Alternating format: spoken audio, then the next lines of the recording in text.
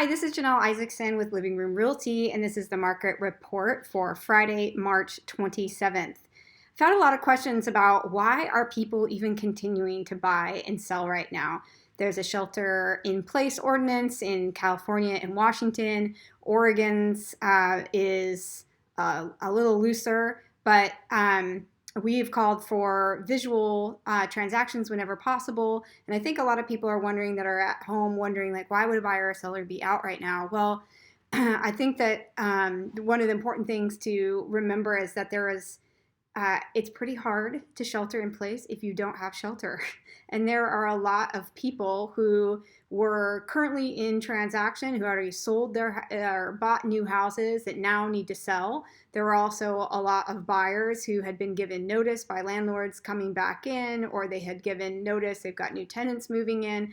There are a lot of reasons that people are in a pretty urgent need to get into a place. And right now, what I'm finding so much comfort in my own home and being able to like have my family here and feel like this is safe. You go out to the grocery store, and I know all of you know what it feels like to feel that anxiety.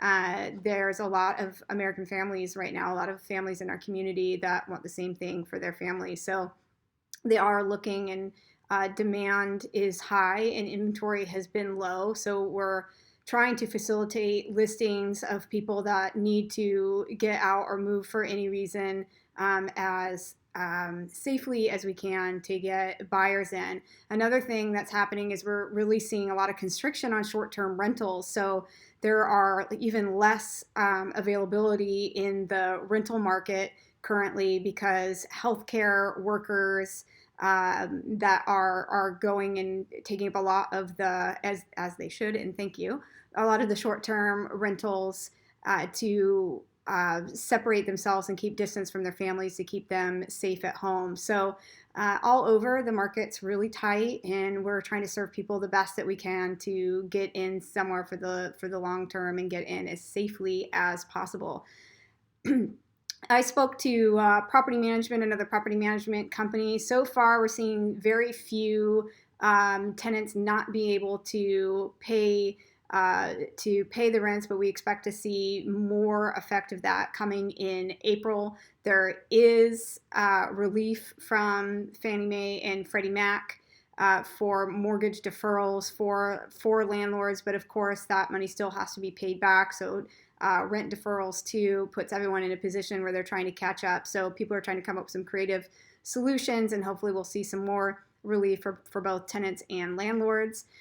In our office today, we did see a much higher amount of terminations than we normally see in a normal week with the amount of business that we have currently. So that's meaning that buyers or sellers, for one reason or another, are not continuing forward with transactions.